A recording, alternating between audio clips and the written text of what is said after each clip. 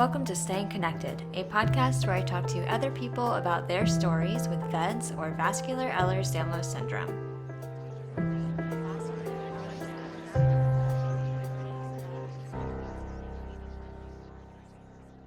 Hey everyone, and welcome back to Staying Connected. This is your host, Katie, and before we get into the show, I want to remind you that the views, information, and opinions in these podcasts are those of the individuals involved and do not represent the opinions of the Marfan Foundation.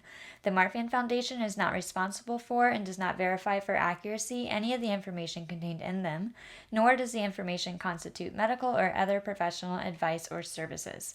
This show is not produced by or affiliated with the Marfan Foundation or the VEDS movement.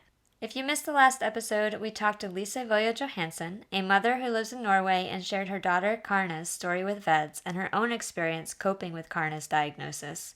Today, I'm excited to share an interview with Jonathan Kile, who lives in St. Petersburg, Florida, and was diagnosed with VEDS following a series of life-threatening emergencies. Thank you so much, John, for sharing your story on the podcast and for helping raise awareness of VEDS. Let's go ahead and go to the interview.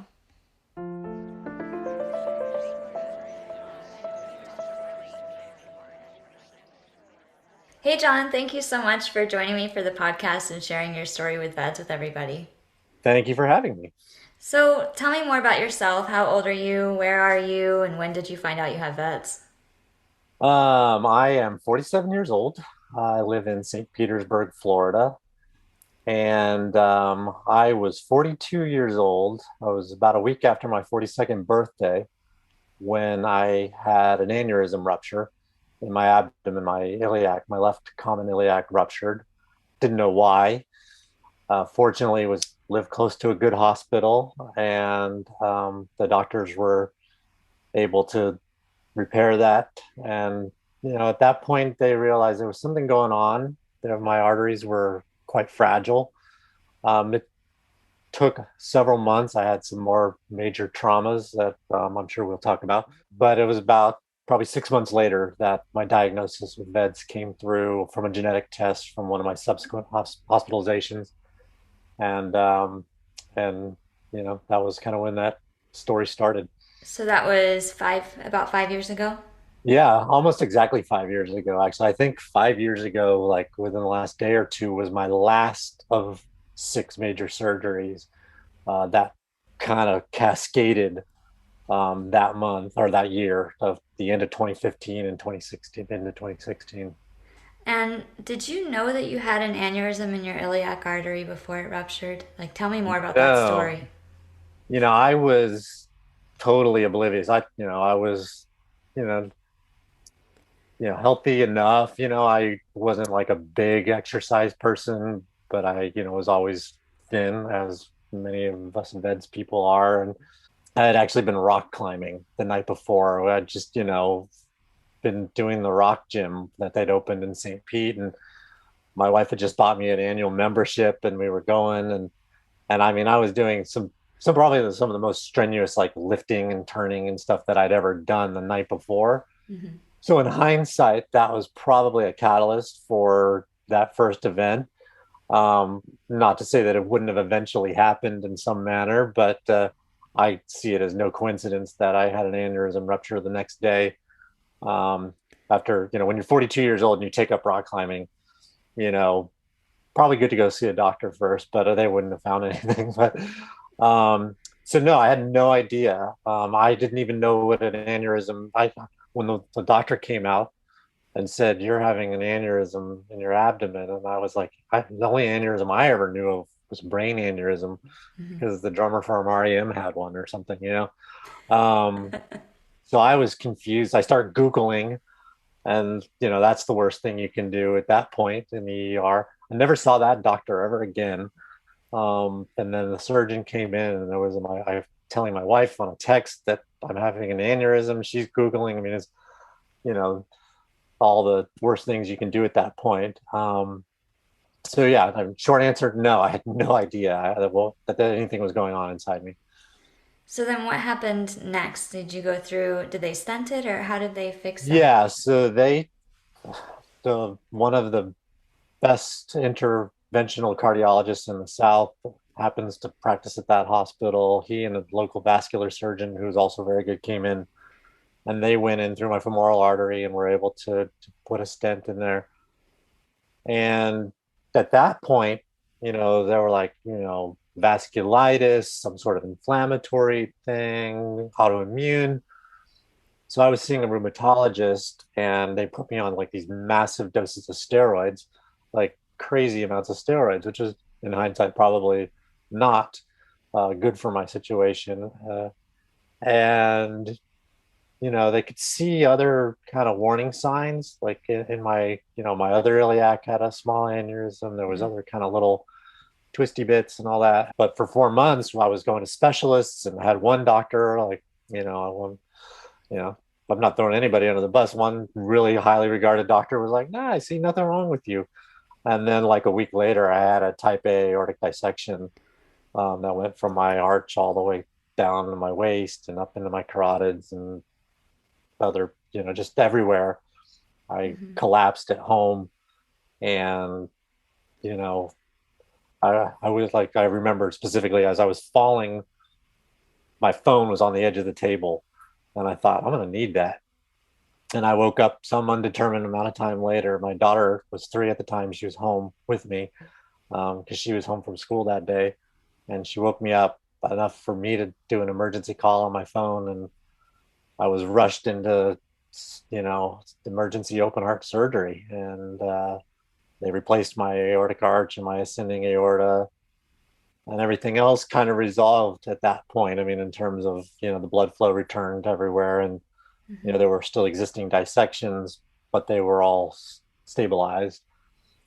And it was during that extended hospital stay, recovering from that, that my tissues were sent for a genetic test, and that took about 12 weeks Mm-hmm. um, for that to come back with VEDS, which I, Googling everything, Lowy Dietz, Marfan's, all these things that had come up, I'd never really run across vascular Ehlers-Danlos, and maybe I'd seen it, but it didn't quite gel with my presentation. And at that point, I was booked for preemptive surgery on my other iliac. Um, Mm-hmm. and it was like the 2 days before that surgery that my diagnosis came in, and that set off a whole other chain of events. So, Yeah. So what did they change then? well, that aneurysm had grown significantly in those 5 months or so, probably not hindered by the fact that I'd had a dissection and had been on massive amounts of steroids. So it didn't really change. The same surgeons who repaired my first iliac aneurysm were doing that surgery. So they were going in knowing, the underlying condition. But when they went in, my femoral artery ruptured when they went to access the femoral as the point of entry. And so they spent, a couple hours just trying to stem the bleeding, and they backed off and said, "All right, let's close them up and let's figure out what we should do about this aneurysm." Mm-hmm. And there was first talk of going to Tampa General Hospital, which is where I had my open heart surgery. Great team there, and they were like, "We'll do this surgery, you'll be fine, but you know you have an underlying condition that is requires a lot of analysis." Mm-hmm. At this point, we were already in conversation with people at the Cleveland Clinic, and the surgeon in Tampa was like, "Look, if you can get into the Cleveland Clinic, go there because they need to see you anyway." Mm-hmm. And so it was decided we put that surgery off for a few weeks, and I'd go to Cleveland. And in the meantime, I had a DVT, I had a blood clot, sort of post-operative to that surgery. So my trip to Cleveland was bumped up. I was put on an emergency medical jet and flown to Cleveland after they'd resolved the blood clot, but I had all these other issues going on. Went to Cleveland, and after a week of making sure I didn't have an infection and all these other things, they went in and repaired that in what was like a routine day at the office for them up there. And that was in June of 20, or the very end of June of 2016. I flew home commercial 2 days later after that surgery, and watched the fireworks for 4th of July at home. Wow. What did that? So I'm just trying to put myself in your shoes here. So you have this iliac aneurysm rupture. And then you get that repaired and don't think there might be anything else going on. And then your aorta dissects like in a major, major way. And you have emergency surgery for that. And they test you for VEDS. And then you get the result back 2 days before you're supposed to have another surgery. And then you have a blood clot. Like, how are you feeling in all of this? That's crazy. It's funny the way, the way the mind copes with these, you're always kind of, when you're in it, you're really just worried about like, what's the next thing? When are we going to do this surgery? You know, what's my blood pressure today? That sort of thing. So when you're in it, you're just really dealing with it. There isn't really a time to sit back and look at it from 30,000 feet and go, wow, this is happening. I was very fortunate that, my wife, her response to all of this was to to solve problems. Like, she had a binder this big with all my medical results. She was talking to doctors. She would not miss a doctor on rounds. She was advocating for me constantly, to the point that, there would be times when, a nurse would come in maybe to give me a medication that the doctor had said, we're not doing that, and it hadn't made it into the chart. She was catching things. Doctors would say to her, are you in the medical field? And she's like, no, just, been doing this for a while now. So I had that, and you're also, when you're post-operative and you're on oxycodone or whatever, and, you're kind of not exactly keeping track of time, all the time. So I can't say that, like, I was in the hospital 3 to 3.5 weeks or something after that. It didn't seem like I was sitting around bored. I was constantly sort of in this, state of emergency. Mm-hmm. And the funny thing was, each time, really with the VEDS diagnosis, I had no group. I didn't know what that meant. All I had was Google at that point.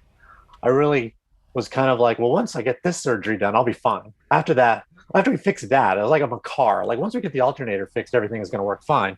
Mm-hmm. So I wasn't really thinking, long term. Like, I wasn't, I was just hoping, for my next birthday, honestly. You kind of start to ask for less from life when you're in that situation. It's later on that you get a little greedy, and wish for more.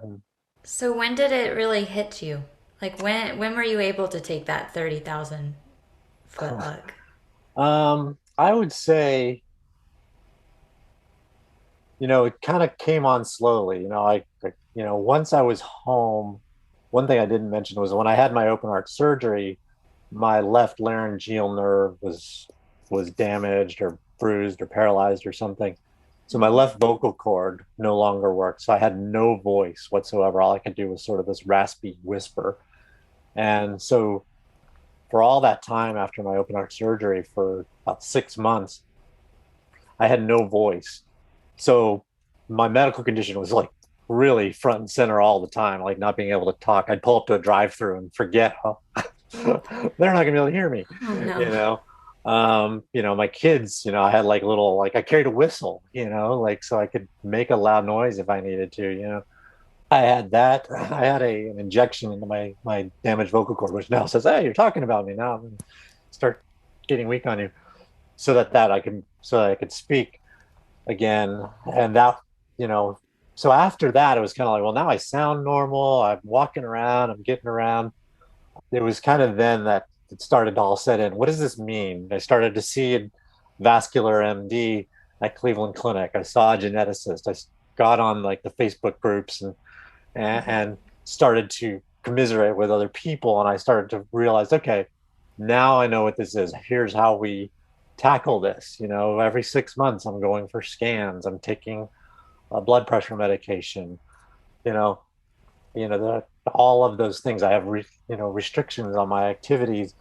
It was probably, 6 months to a year before I really started to go, okay, what does life look like, and how do I prolong it? And, you know, what does it mean for the rest of my life? Yeah. And you have kids too, right? Yeah, we have two kids, and now they're 8 and 11. So they were much younger when this happened, and we had them tested, and unfortunately, they both got the mutation. I should say my mutation on my VEDS mutation is the null mutation. I have a complete deletion of the gene. Going back even further, I should probably have mentioned the very first warning sign of all of this was my mother passing away when I was 5 years old. So it all kind of it was adding up. It's like, okay, she had died of a heart attack when I was five, 1979. We didn't know why. And at that time, there wasn't a genetic test. There wasn't any solving of that problem. It was one of those things that just happens. So there wasn't, so the mystery was sort of, okay, that's where it goes. She was adopted. So we didn't have any family history beyond her. So we didn't have like aunts and uncles and grandparents biological to look at a history, but we had her. So when we found out that our kids were positive for VEDS, we kept it to ourselves for a while because they were quite young.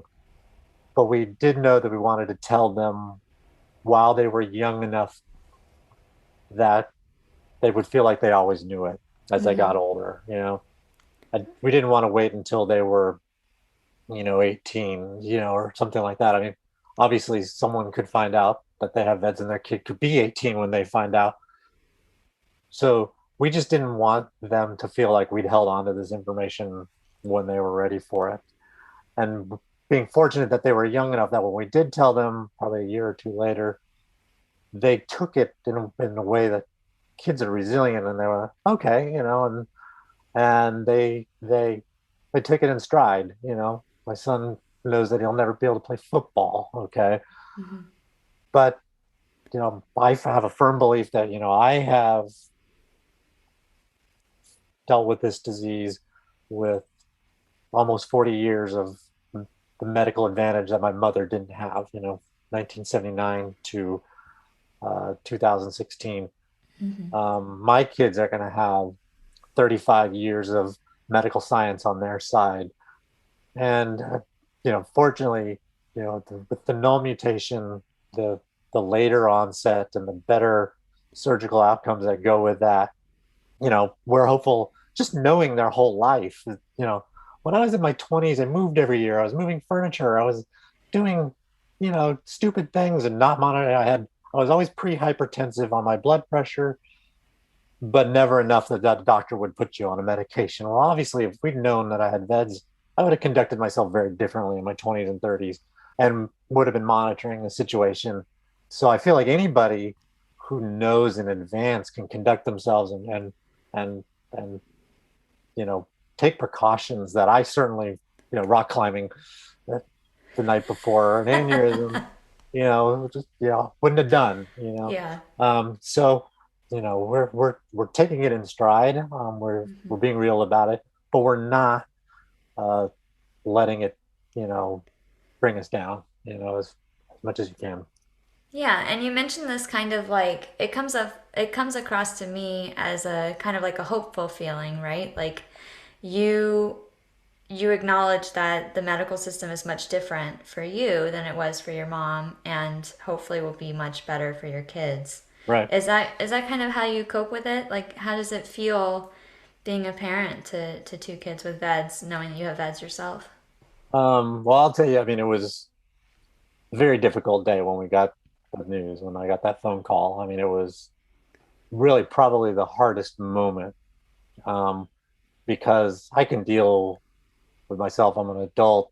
Mortality. These are things I have to deal with. And I'm not saying that that's easy, but for the kids, I it was it was crushing to hear at the time, and it was still very early on in my knowledge of VEDS. So I had no idea what it meant for them. So yeah, I mean, it was certainly difficult. But once we educated ourselves and sort of looked at the big picture and started to sort of realize what does this mean in our day-to-day life, certainly we we have to make changes in order to acknowledge, their condition. There's certain activities that we're not going to encourage them to do.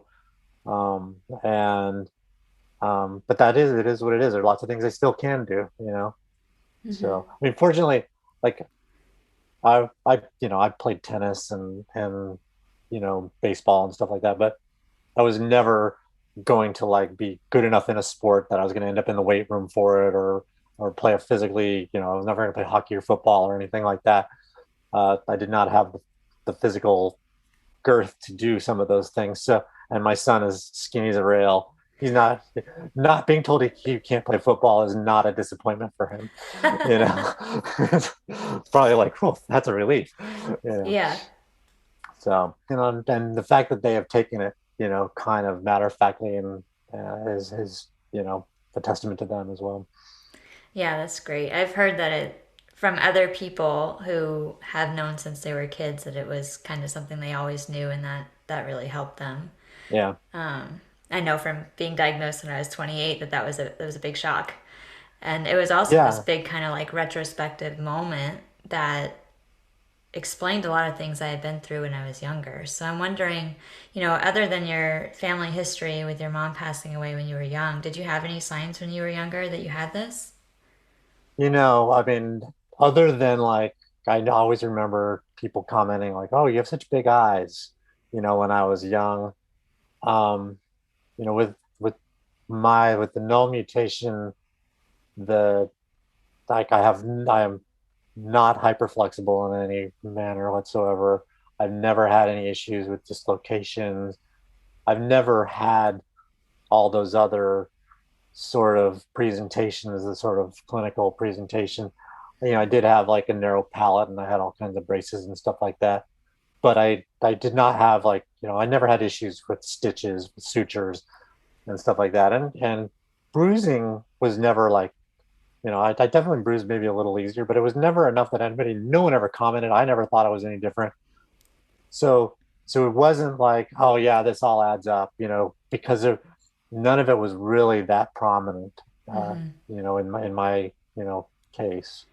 So it was really more like this family history piece. Yeah, and I was actually, through the power of ancestry.com and Facebook, I found my biological family, and randomly a woman who I suspected was my first cousin was friends with somebody that I went to grade school with because I grew up out in California. And I was like, I didn't, I wasn't like trying to like, hey, we're cousins. I was really trying to reach out to say, if anybody in your family is having sudden, vascular issues or has passed away from this in the past, I can tell you why. Mm-hmm. And I reached out to her and we had some back and forth. And she was a little like skeptical at first, like, really? I said, I had like my mom's adoption papers, which in 1948 or 46 or whatever it was when she was born, like adoption papers were like 3 pages. It was like, easier than getting a cell phone. And I was like, here it is. And she was like, wow. And it turns out like she had an uncle and a grandfather who had aortic ruptures in their 60s, but none of them knew anything about my mom having existed. She would have been the oldest. They were, so she was able to kind of broach it with her family in a way that she was comfortable with. Mm-hmm. And you know we're friends on Facebook, but that's I was really just like, I'm just trying to help. I don't want to be. I'm not coming to visit. you know. So I want to So make sure I understand. So your biological mom passed away when you were 5, mhm. and then were you adopted by another family, or was she No, adopted? she was adopted. Okay. My dad was fine. My dad still is. He's 84 years old now. Okay. My brother, I have an older brother and sister that are both about 10 years older than me, and neither of them have VEDS. Okay. And so, I was, the much younger brother.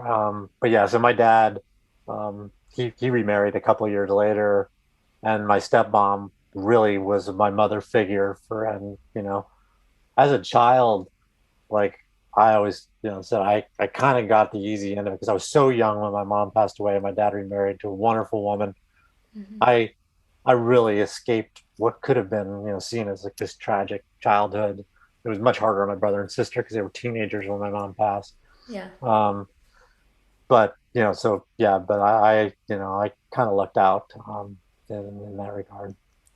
So moving forward with the knowledge that you have VEDS at, at 42 when you're diagnosed and now you're 47, like, are there ways that you cope with that knowledge, or like how does it feel for you now several years after the initial blow? It's interesting because like initially, like I my mind was racing, and part of that was probably the steroids that I was on, and the sort of like there's after open heart surgery they say there's like emotional, like people go into depression and Hmm. all this stuff, and so I certainly was, in hindsight I was dealing with a lot of emotions, and I'm not trying to get overly spiritual or certainly not religious specifically, but I took up meditation in regard to, I mean, basically, I found an app for the iPhone, and I would take a break in the afternoon and just close my eyes and turn on these sounds and breathe for 10 or 15 minutes, Hmm. And so to call it meditation is, sounds new agey and everything, but really it's just a matter of stopping and taking a break in the middle of the day and regrouping and moving on. It started out that way. And I started reading a lot of just, you know, books on, spirituality and just you name it, just kind of from every angle, from, just to kind of soak it in, Hmm. and I can't say I found answers from anywhere, from Buddha or God or whatever in terms of, aha, I got it. But the act of sort of pausing and trying to and reading, different outlooks was comforting to me. Hmm. Um, and it takes your mind off the scary part and sort of focuses on, we're all everybody's got their cross to bear, right? I mean, everybody has something to deal with eventually in their life, and this is ours. When we're, why would we be the exception? That's sort of my attitude. It's like I could, and my dad, he said to me once, he said, you can't give up, you can't wallow in this. You got to show your kids how to live. Hmm. And he's right. I mean, my dad picked himself up in his 40s after his wife had died and moved on with his life, with while raising three kids. We you show people how to do it, and some of it is fake it till you make it too. Some days you just don't feel like doing it, but if you act like you're doing it, eventually you might actually find yourself doing it. I was This is sort of tangential to that, but I was very lucky. Yeah, I was a salesman. I was a motor oil salesman. I drove around in my car. I had a sales territory here in Florida, and that was my job. For 10 years, I'd been doing that.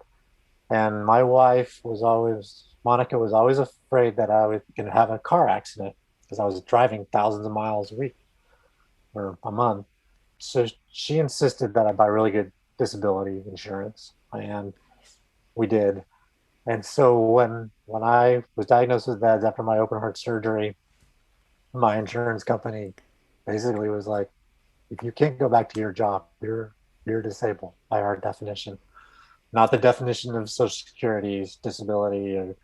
Um, and so I didn't have to worry about like the stresses of how are we going to pay all these bills, and you know, so I did not have to go back to a stressful sales environment Good. or tax myself physically that way. That has been like the the sort of silver lining to all of this was that I had a really good disability coverage. That if I'd known I had VEDS, they probably wouldn't have sold me.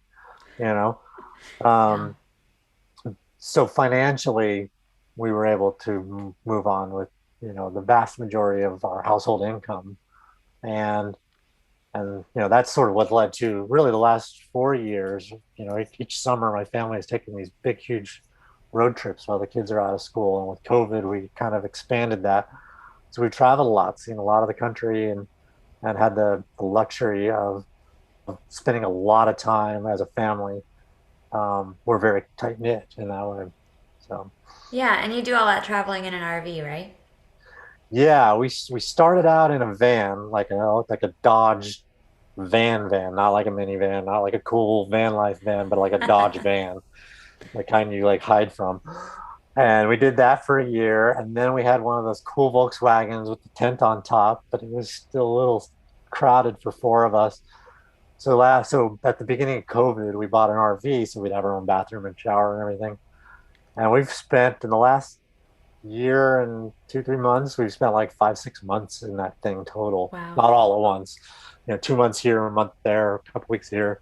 We just got done with 2 months, all the way up to Maine and back, and and so it's kind of been a thing. I write a blog about it, and people on social media are like, "Yeah, it's so fun to Yeah, watch." I love that your blog. Like I love the way you write, and it never fails to like make me chuckle in certain parts of it. Like you just do a really great job. Do you want to plug that blog and tell people where to find it? Sure. I mean, it started out kind of when we had the Dodge van, and it was the coolest van. Like it was this big Dodge conversion van, with the carpet inside and everything. We called the blog "Don't Make Me Turn This Van Around." So it's "Don't Make Me Turn This Van Around.com." And it's kind of a combination of parenting and travel and VEDS and whatever I feel like writing about. Yeah. And lots of photos and stories about our travels. And it was sort of like it took on a life of its own. It was like we started this blog and now it's like keeps going I love it. I love into it. the RV days. So Well, I think a lot of medical professionals, I know of quite a few who listen to this podcast anyway, maybe not a lot, but a few. If there is anything that you would want a medical professional who's listening to this podcast to know about VEDS or what it's like living with it, what would that be? I guess I'm assuming a medical professional watching this is probably already fairly well versed in VEDS. I think, I mean, I can't say enough for the confidence that I have being under the care, in my case, the Cleveland Clinic. They're my doctor. I've had two vascular MDs there. My surgeon is the head of vascular surgery, and the cardiologist that I'm with there. They give me comfort in knowing that like they're really looking at my you know my existing aneurysms and my dissections and monitoring them. My aortic valve has got a little bit of a leak.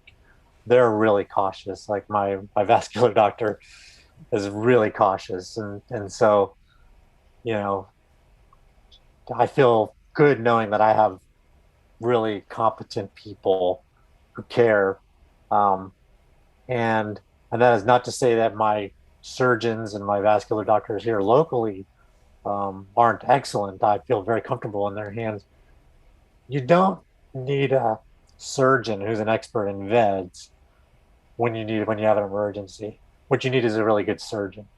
Generally, and but to have somebody, even if they're halfway across the country, who is taking a look at you every 6 months to a year to advise you, on your day-to-day life and on any, sort of, if there are preemptive things that you can do surgically that are recommended.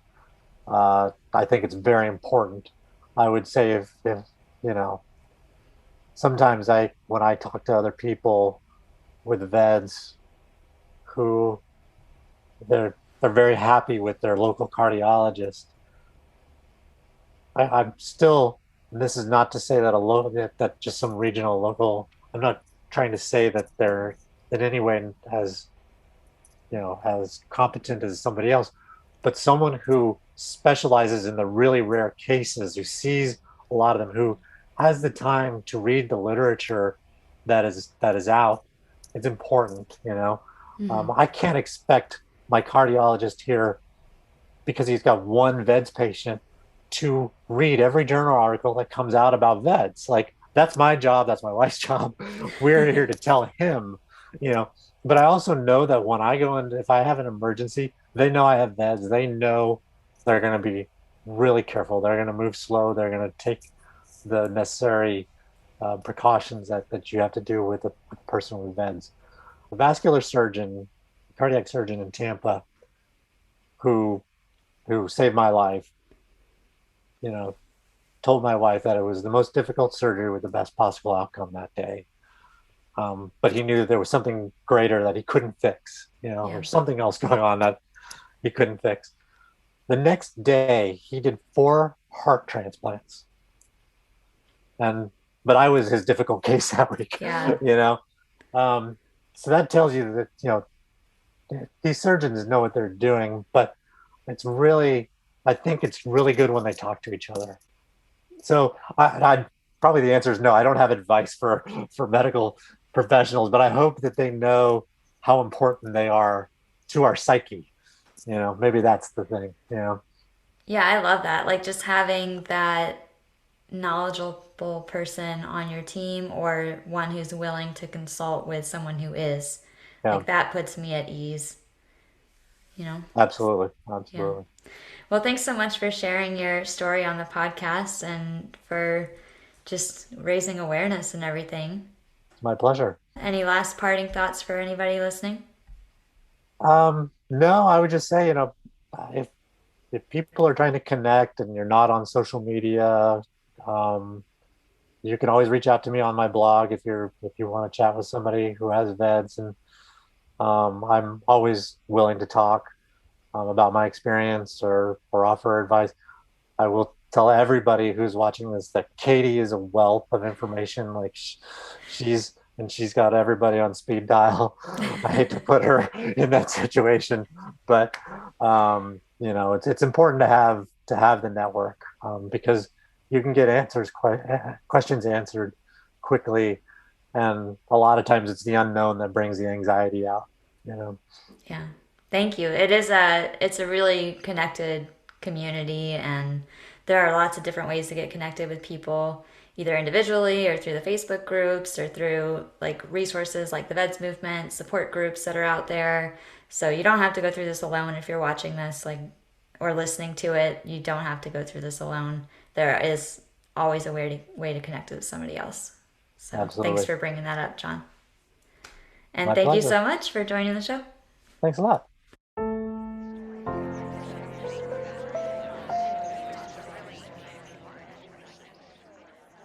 Thank you everyone for listening in today, and a huge thanks again to John for sharing his story on the podcast. I hope you all really enjoy this show. I hope you get a lot out of it. This podcast and all of you really means so much to me, and it would mean so much as well if you shared the show far and wide to help us raise awareness of VEDS. Thank you so much for doing that. Be sure to subscribe to the show and stay tuned for the next episode on December 4th.